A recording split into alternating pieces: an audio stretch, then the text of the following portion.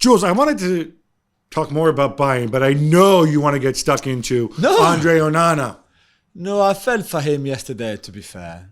I don't know what happened on the Sané goal. I don't know if the ball moves a bit in the air, maybe. What? He took responsibility. And I know different people deal with this stuff in different ways. And, sometimes people say, all right, when you screw up, you don't need to come out and say it. Everybody knows you did and whatever else, right? But I like the fact that my manager's under pressure. We lost another game. I'm going to come out, and yes, I'm stating the obvious, but I'm going to take full responsibility and say I need to do better because it was my mistake. Can we give him a little bit of praise as a person? No. Okay, yeah. It's good that he comes in front of the media and said, I'm sorry, I let the team down, which we all knew, we all saw. I mean, it still cost United the game, right? Well, a lot of stuff happened afterwards. No, I know, but that goal is just unacceptable at that level to consider a goal like this. So I would have rather him come in front of the media and actually giving me the reason why he hasn't been good this season. Instead of saying it's difficult, I let the team down, I'm sorry. Okay, good. Well, you're here, so may as well say that. I want to know what happens. Does he feel that the defense in front of him is not good enough? Is it too easy to go through this defense and this midfield? I think it is, which means that he's left exposed. Does he feel extra pressure because the defense is not good enough in front of him? Does he hate Lindelof? I don't know. Does he think Reguilon is rubbish? I would have rather him coming up with things like that. Proper explanations. Yeah, so would I, but we also know that he's not going to go and throw his teammates under the bus. I think it's, to me, compared to last season at Inter, he had a very, very well-drilled defense. Yeah. And that, I think, really, really helped him. And even, the reason he's there is because, or one of the reasons he's there is he's so effective. It's really difficult to press Manchester United because when the ball goes back to him, it's going to come back out, not just come back out safely, but safely and with quality, right? So that makes a massive difference. I think with those defenders in front of him and the disarray further up the pitch, and it extends to Casemiro in midfield and whatever else, I think it's more difficult for him. That doesn't explain the mistake on the first shot, which I don't know if a weird bounce or whatever. I feel confident enough to say there isn't an Onana issue in the sense that you've committed to him, you've gone down this road, you stick with him and wait for him to get better. If he doesn't, he's a good goalkeeper. And David De Gea is still out there as a free agent. Imagine. But by the way, one other thing, because I know you want to gratuitously make fun of. I don't want Ten Hag to be the other Dutch guy. But what's up with the three goalkeepers on the bench? I don't think I have ever seen that. Me neither, never. And, okay, one of them is new to the club, and so you want to get him used to, and then you bring Heaton because he's old. The third guy, I don't know who he is. I'm assuming he's a goalkeeper. They tell me he's a goalkeeper. But what's the point? We have a 2-for-1 deal on seats on the flight to Munich. I don't get it. Why? I don't know either. Why open yourself up to even the slightest form of ridicule? I know. Which is what we're doing now. What you can say is, I don't. Can you think of a strategy? Wait. No, was he going to do the Mikel Arteta thing and make tactical changes by changing goalkeepers during the game, which Arteta said he might do one day? But Scott Carson always travels with City wherever. So City have 2 on the bench all the time. Maybe there's one Scott. Yeah, I know, but this is having 3 on the bench. No, I know. But this is having 3 on the bench plus Onana on the pitch. Yeah. So it's just 1 more than City do, for example, because City have Ortega, it's away Carson. From home. No, I know. But maybe the 4th one is a kid that was playing in the youth league earlier. I don't know, and they wanted to reward him with a place on the bench because he must be really cool. You're in the dressing room. I don't know. Maybe the guy worked hard at training. He was good and say, okay, to reward you. Then maybe Tom Heaton would have been like, hey, how about I get the night off and go and soak in my bath? Tom Heaton loves it. He does all the warm up with Onana. He gets involved. Tom Heaton would not want to stay home. He would rather be in Munich for sure. You don't think that it was Ten Hag was ready to play Onana in midfield? Oh my God. Some said that maybe he would have been better than some players. All right. To wrap on United, because we've talked about them and we know what the issues are. Højlund gets a goal. Yeah. Shows progress. Yeah. Good goal. This is good, right? Yeah. More Højlund means less Martial or less Rashford through the middle. Martial was good when he came on. He was Let's good.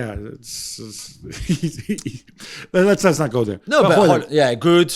First ever Champions League match. He had played before in the qualifiers with Sturm Graz, but this was different. I mean, this was Munich as well against Upamecano and Kim. It's not easy.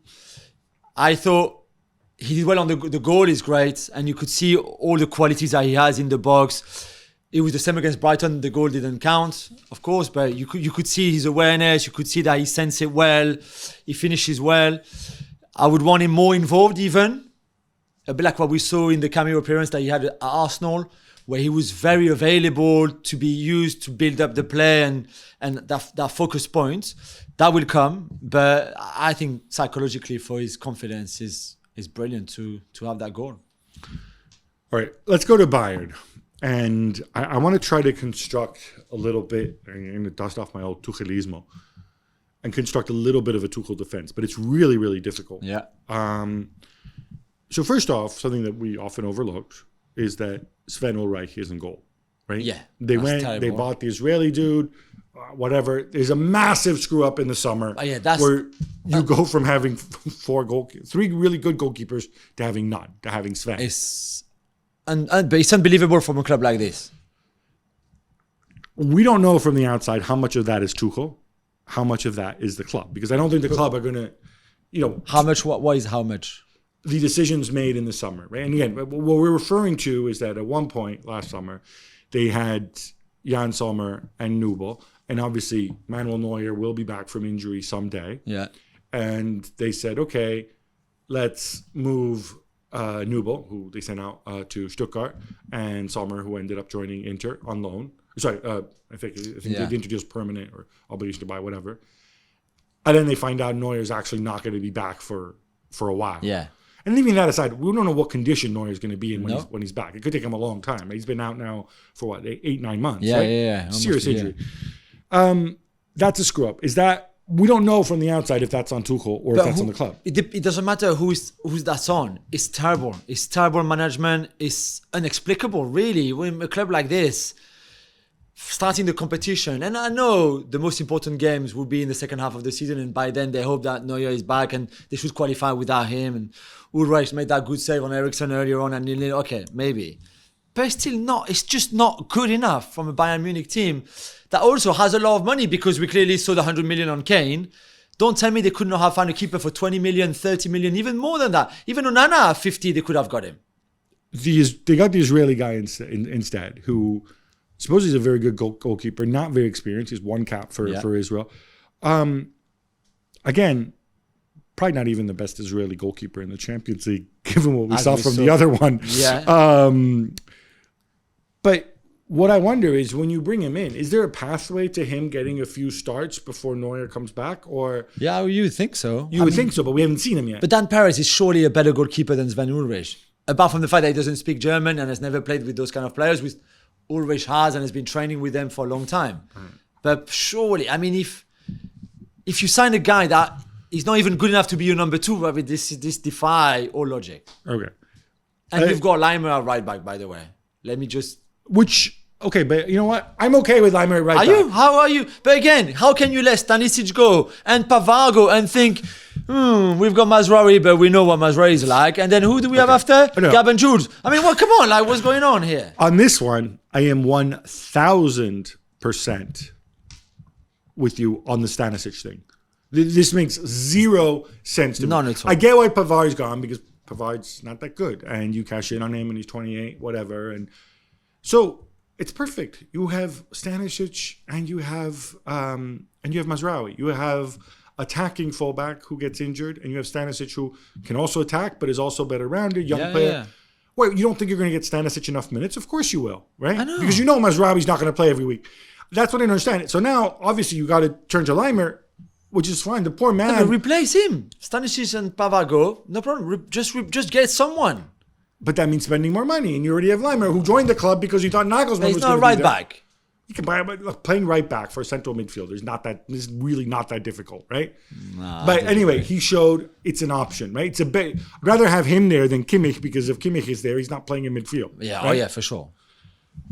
I want to get to Musiala because you know my feelings on this. I think Bayern's future is Musiala. I think everything needs to be done to put Musiala in the position where he exacts the most damage on the opposition. Yeah, 100%. I thought this was a good performance from him. Yeah.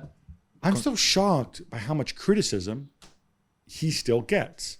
He holds the ball too much. He dribbles too much. He does this too much. He does that too much. Why can't we just let this guy grow? I don't know. It's a good question, Gab. I share your view. I don't understand the criticism. Maybe the expectations are so high because he is that good. And maybe he would gain at simplifying a little bit his game at times, which is true because even the goal of Gnabry, he can easily lose. He gets a bit lucky when he turns and Dalot touches the ball and he gets the rebound and then crosses the ball for Gnabry. But if that ball goes out for a goal kick, everybody moans on Musiala because there was better options before he goes onto that run, which is true. I think what you have here is somebody who is given enormous responsibility in that attacking midfield role. At a super, super young age, at a really, really big team. I mean, off the top of my head, I'm trying to think, other than Gavi, maybe, if you want to make a comparison, although, Gavi's often wide or whatever, I don't see players at that age starting and being given all that responsibility on teams of that magnitude, right? Yeah. You think of great number 10s. Oh, gee, what was Kevin De Bruyne doing when he was his age? Well, he was not playing for Chelsea, or before that, he was a winger, right? Yeah. You get recycled wingers, or they're eased in. It doesn't happen that young. I think that's true. I think if you're Tuchel, or if you're Bayern, you should be telling Tuchel, Tommy, listen, for better or worse, we're committed to you. Let's build something here, and let's build around Musiala. Oh, and one more thing about the back. So good. Matthijs de Ligt.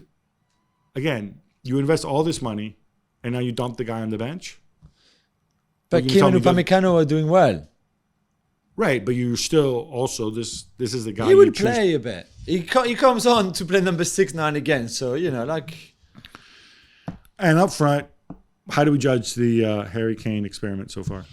I thought it was really interesting his post-match interview when he said, we need a bit more time, and in some time when we will get more used to each other, more connections, it will be better, which is obviously true. But in the sense that he scored 5 in 5, he hasn't been great against Bayer Leverkusen on Friday last week. He scored a goal early, and after that had a big chance missed. But apart from that, so all the involvement that you saw at Spurs, I think forget about that now, especially when Musiala plays as a 10. Which is a point that we talked about when he signed, exactly. Right? There won't be any more Kane dropping, Kane playing as a 10 and as a 9. That won't happen. There's no space. There's no need for him to do that when you've got Musiala in there. And again, maybe he needed to do it at Spurs. Maybe he loves doing it even for England. But at Bayern, there's the players around him are so good that they don't need it and they want him to do that. They want him in the box to finish. Which means that instead of touching 50 times the ball, let's say, he will only touch it 15 times now. He will be less involved. So, for example, there's a counter-attack when Sané gives him the ball on the right in the second half, and the ball is a little bit overhit, and he still hit it, and Onana said it's a corner. But before that, it could have been the one in the Sané boots, feeding Son or feeding Kulusevski or whoever. So now, even for his game, it's different. That's why I think we need to give him a bit more time. As long as he scores, he will be okay.